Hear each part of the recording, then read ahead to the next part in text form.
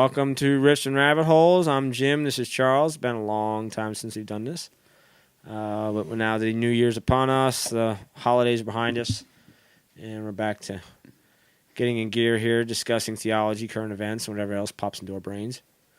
So I'd like to start off this episode. We're going to talk about something Charles recently got to do. So it's an annual thing for him. Which is the annual Passion Conference. So why don't you explain to people what that is? It's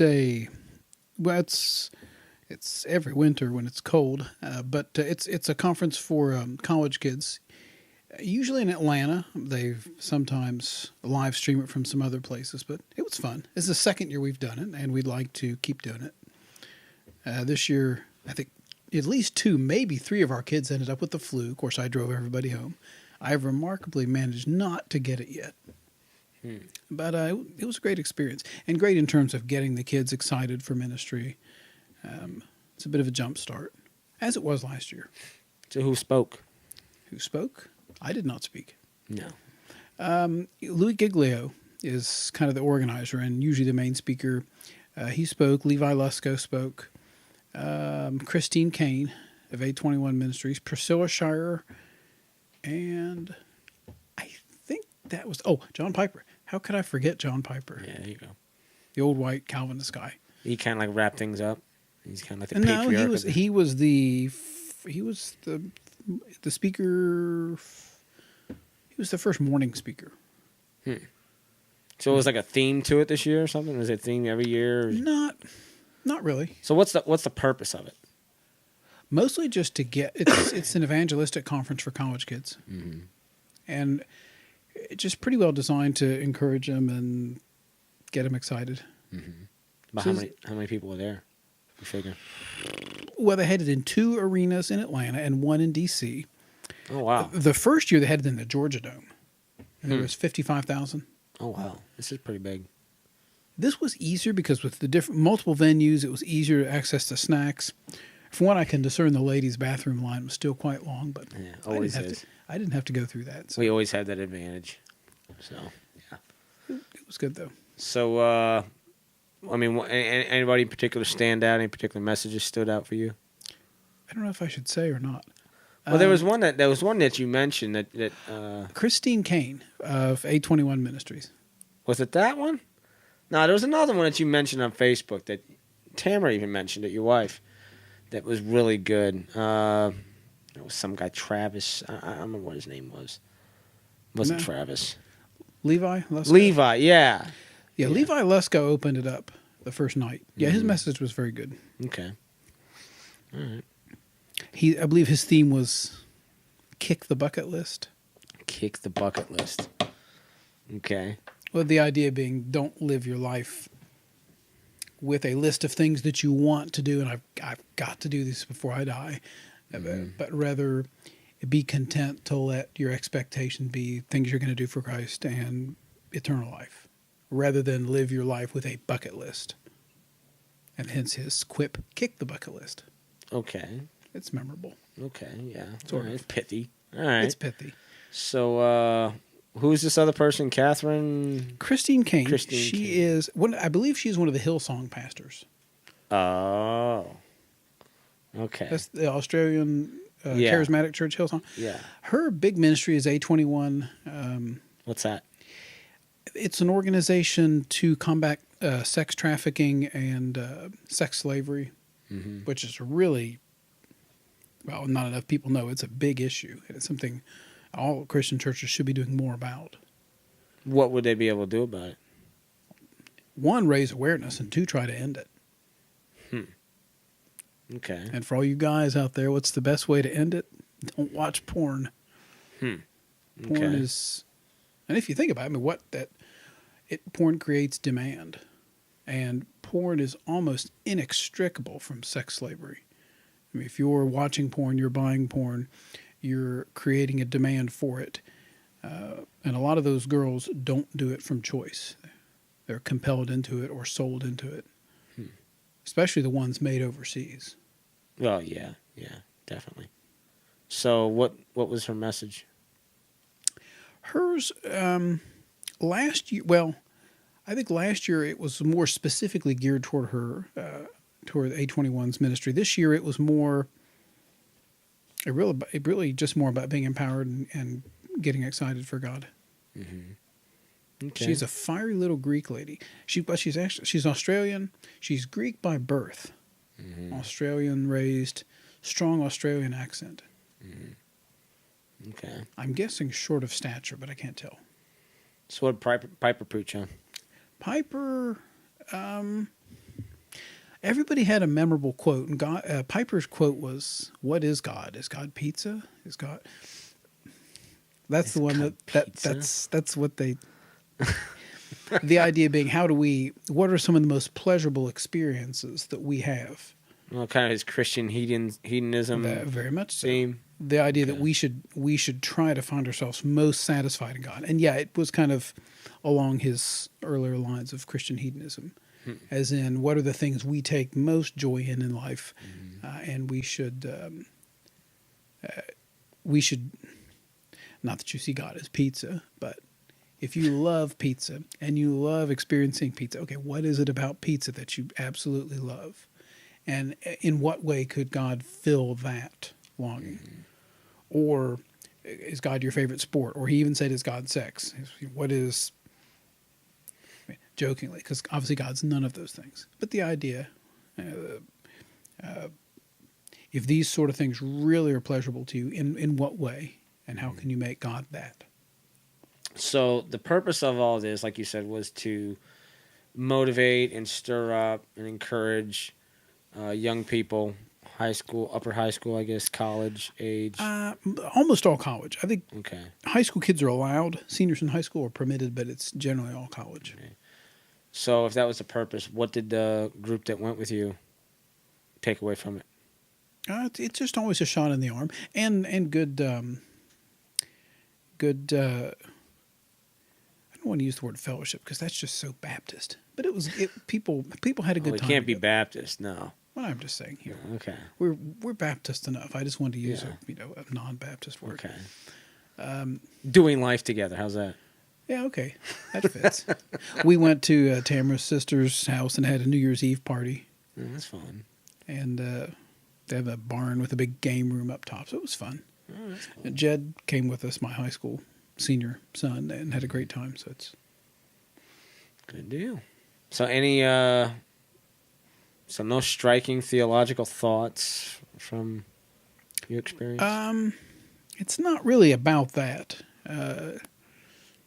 Theological thoughts. Anything got your theological gears turning? I just enjoy being around lots of people who are there to worship and there because they're devoted to the Christian gospel. If I were interested in theological thoughts, I would go to ETS meeting or SBL, which yeah, it's all right. I understand. It's a different purpose. I may yet. Right. I have before. Okay. ETS. Where do they hold that normally? It varies. ETS is always the week before SBL. Atlanta is a common location. I think the last one might have been in Providence. Maybe the next one's in I thought it would be like invitation only to go to ETS. No. No. I think you can buy passes. 'Cause I'd like to go. I would too. See all kinds of. The book table is phenomenal. In In fact, the last time we drove through Atlanta, it just so happened we were there the first day of SBL, so I bought a book pass. SBL, what is that? Society of Biblical Literature. I ran into John Dominic crossing on the elevator. You literally run into him? I talked to Scott McKnight at the book table for a while. Oh, groan. I looked for N.T. Wright to see if I could get his autograph for you, but Hey, yeah, it'd be cool. You know. he wasn't there. All right. All right. So along the lines of theological thoughts, now I mentioned this to you, I think today earlier, something to kind of give you a heads up. So hopefully you saw it and thought about it for a few seconds. With this being the new year, looking back on the old year, this is the question I posed to you. What is one theological concept, idea, insight that you would say made a major impact on you in 2017? Since this is a podcast about theology, we discuss theology. Is there anything in particular, a theological point? I'm not sure that there's any one new insight. It doesn't have to be a new one. I mean, at this point, how much is new? So. Yeah, that which is new is not necessarily better. Yes. In fact, often the opposite. True. Just a number of good books. I did make it through a several-week study of Revelation, all these other things. And yes, I'm still an amillennialist. Although I didn't know you actually declared yourself. You outed yourself as an amillennialist. I didn't know this. I've been an amillennialist for years. Yeah. However, I was challenged by a friend in a local... Yeah, amillennialist. Millennialist. I suppose the proper scientific way... Well, I don't... Amillennialist. But I was challenged by a friend who's a local pastor to reconsider a premillennial position. Like a historical premill? Probably more maybe midway between historic premill and what would be called pre-wrath. Okay, kind of like a mid-trib kind of a mid-trib position. Yeah, which I have never held to, but. Okay. In fact, it appears you are sitting right in front of my timeline. Oh, is that what that is? I was trying to read it, but your handwriting is so doctor-like, and I don't have my reading glasses, so I couldn't really tell what it was that this was supposed to be. But you're working through a timeline of the end times here? Shh, don't tell anybody. It's not one of those kind of timelines with monsters and stuff. No, it's not a Jimmy D. Young version? No, definitely not. Mostly helping me situate verses where I wanted to relate them to others, but... Huh. Yeah, you have to share this with us soon. That is one thing we like to do. We like to get into end times here over the coming year with our podcast. Kind of go over the major positions, pros and cons. Maybe whip out a few timelines too, and that'd be cool. I think people would like to hear about that. That seems to be a perennially catchy subject with people. So, okay. How did that? I mean, how did any of this practically impact you? Studying Revelation? Well, just I mean, your theological study and reading. I mean, did any of it practically impact your life? Gosh, I've been reading theology for so long. One interesting insight that I think maybe I would tend to emphasize a little bit more now is that maybe all of Jesus' ministry is eschatological. We were studying the Sermon on the Mount recently in our in our Sunday school group, and if Jesus' announcement that he's bringing the kingdom of heaven, and these are the qualifications for it. So he's bringing the kingdom of heaven, and it's going to only come to fruition in its fullness at the second coming. So, in some extent, his whole ministry is eschatological. Yeah, I've seen that becoming more and more of a theme. Is the idea of one's eschatology being, even if it's not fully formed, how much of a person's overall theology seems to be, and ministry focus seems to be driven by their eschatology. Well, if your eschatology is, I can't wait till the world to end, and it doesn't matter if we take care of the planet or not, then I'd rather leave that beside. But if it was going to come out, you're probably trying to set me up. No, but if your eschatology is driven by the fact that we're members of Christ's kingdom, and His kingdom, there will be a fulfillment when He comes a second time, then it's really hard to separate some sort of eschatology from everything that you do. Right. Because it's intrinsic to our ministry. Well, that kind of dovetails with what I guess would be my big theological, I would say epiphany.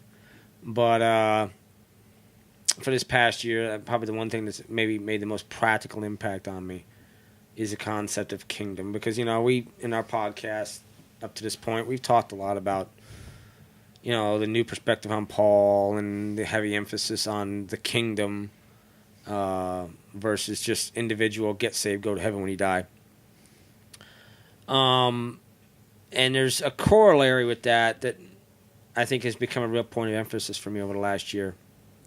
And that is the fact of trying to get away from this hyper individualistic Jesus and me kind of theology.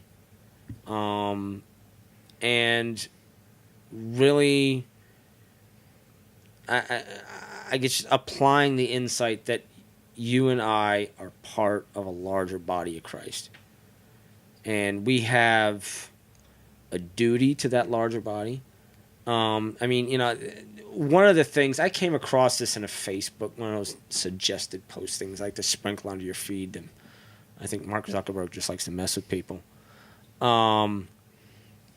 was a comic book about the non-church movement. Have you heard anything about this? Well, Frank Viola and a couple other people have kind of been pushing this over the last few years. And it's the idea of rethinking church and getting rid of the idea of an institutional church entirely. That basically, if you and another Christian are hanging out at Starbucks, that's church. Okay, I've heard that. You know what I'm talking about? Yeah. No brick and mortar church, no institution. I mean, you could be hanging out in your dorm room and just, get a little bread and a little wine out and have communion, and hey, that's church. Right. Okay. Yeah. But, I mean, and I guess I'm sorry. The Bible emphasizes you're a family. You are a body of Christ. And you are accountable to one another. And you're responsible. And it's not a matter of, show up at church because you're expected to be here because you're on the membership rolls. But you have an investment in this. You are part of this family. And it also goes beyond the people you particularly gather with on a Sunday. See, that sounds more like you're focusing more on what would be called your home church or your church family. Well, but this is what I was getting ready to say though, is it also extends beyond that. Oh yeah. Like, Candace and I have done some work over this past year, just a little bit helping out here and there, with a ministry here in Huntington called Rebuild.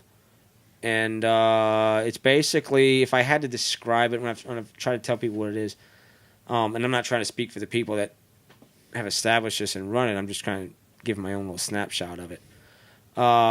It's kind of like a gospel-based community center, really, is kind of the way I would describe it. Yeah, it's pretty fair. And it's just building relationships, trying to provide people with community and structure and friendship and love. And, we don't go to their church. And, we used to go to church with them when we went to Lewis. But, I'm like, so what? You know what? There's some practical needs there that need to be met. Maybe I can do a thing or two to kind of help out with some of that. Doesn't have to be a formal, our church is working with your church. It's just, it's the body of Christ working together. And I guess that's kind of what's, with all this talk we've done over this last year about N.T. Wright and emphasizing, the kingdom aspect of things. And I've said this before, I concede he has a point that there's a larger kingdom that we had to keep in mind, that our sectarianism can become a stumbling block to working together and some things we need to. And in particular, I think you're going to see this. I think you're going to see churches in this area, because of a variety of reasons, changes in leadership recently in some of our kind of landmark conservative churches in Huntington recently. And just the fact that not only our community, but pretty much the rest of the country now, is very aware of the fact that Huntington has a very serious opioid problem. Mm-hmm. That is disintegrating so much of the structure in our community, that I think a lot of our churches are starting to realize we got to step up and we got to stop fighting. We got to start getting together and we got to start doing something about this.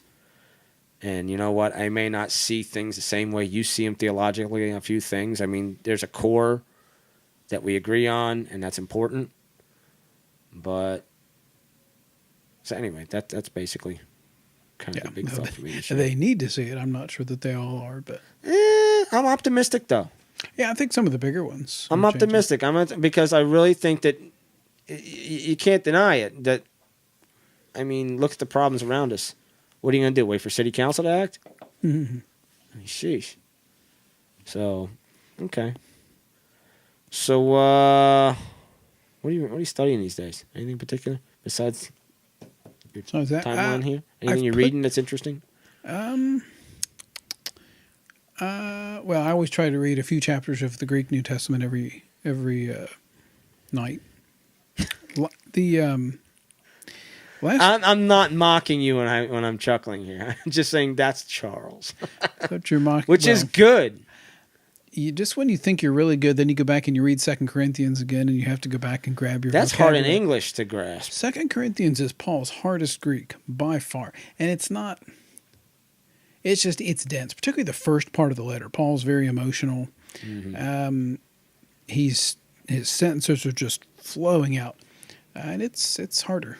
Yeah, he seems to be kind of just having a stream of consciousness, especially in like chapter 3. Especially coming right off of Revelation. I read Revelation through a couple times in the Greek over a couple weeks, and it's extremely easy. I mean, you don't even hardly need to grab a vocabulary book to look anything up. And you get this feeling, wow, I'm pretty darn good.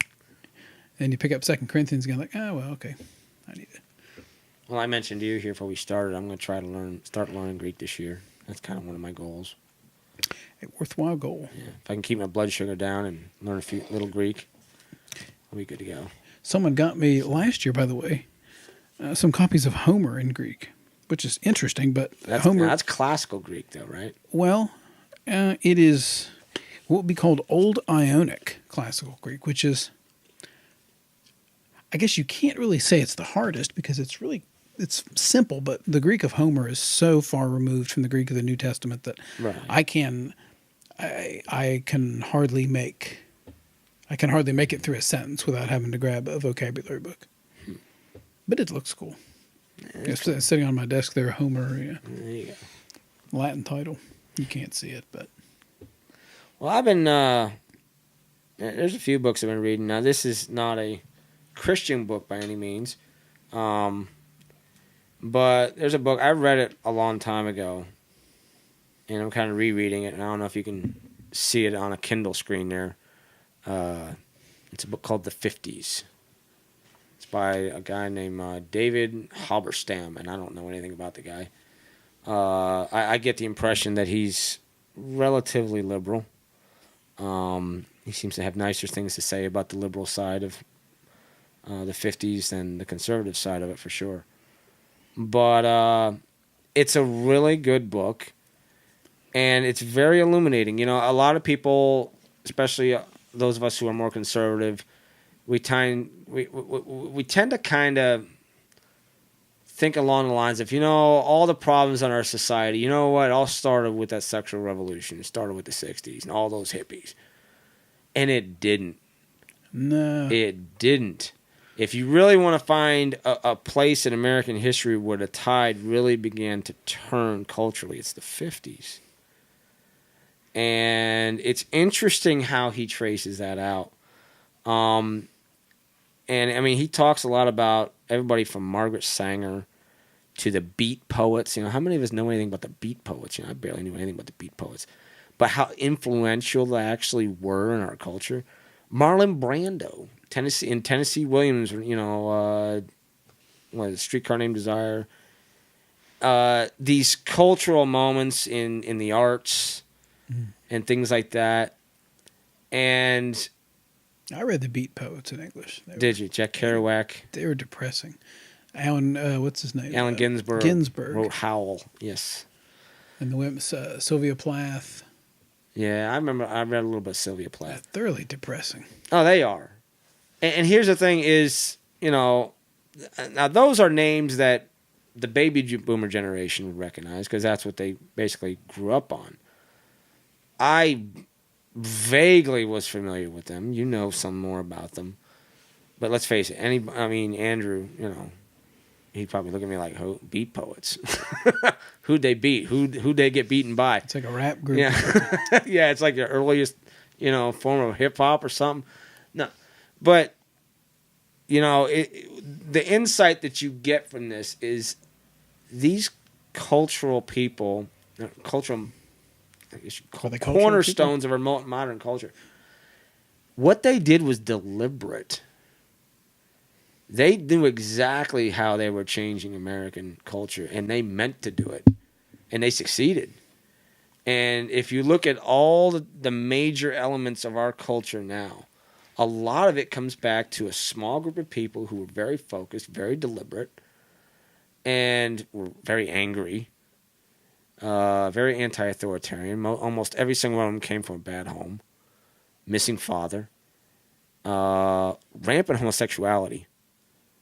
That was very deliberately a part of their perspective, more so than I even realized. But it's a good book. I mean, it's fairly balanced, but I would recommend reading it simply because you'll realize how much of the way our country is now goes back to these people and what they did. So that's been an interesting read. Jack Kerouac. So you've got us into the weeds there a bit. Yeah, a little obscure there, but that's what I'm reading. I like reading fairly obscure things myself every now and then. So, but I think that's pretty much it. What's going on? We've covered the Passion Conference and then all that. So, we'll wrap this up. Covered the Passion Conference without managing to step in it. So. Yeah, you managed to keep yourself out of trouble. I'm going to try to bait you on the next show. I think that sets the stage for some future discussions. Yes, we definitely going to discuss a few things in the future. We're going to talk about, at some point, we're going to get into women. Because the headliners were, well, not the headliners. In ministry. The wrap-up speaker was Priscilla Shirer. Women preachers. So we're going to talk about that. Or more diplomatically, the role of women in the church. Yeah.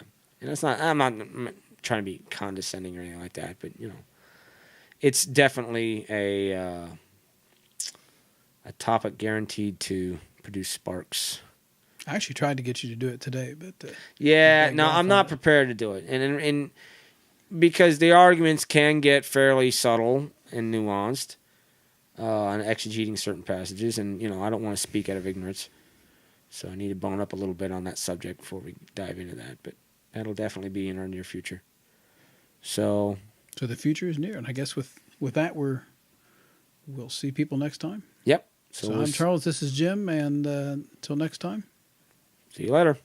Thanks for listening to Riffs and Rabbit Holes. You can learn more about this podcast at our website, www.riffsinrabbitholes.com. That's riffs, the letter N, rabbitholes.com. There you'll find an archive for MP3 and video, plus a blog page and additional resources related to today's topics. You can also contact us there via email with any questions, comments, and even suggestions for future topics. That's www.riffsinrabbitholes.com. You can also find us on our Facebook page and also our YouTube channel. Again, thanks for listening. Peace be with you.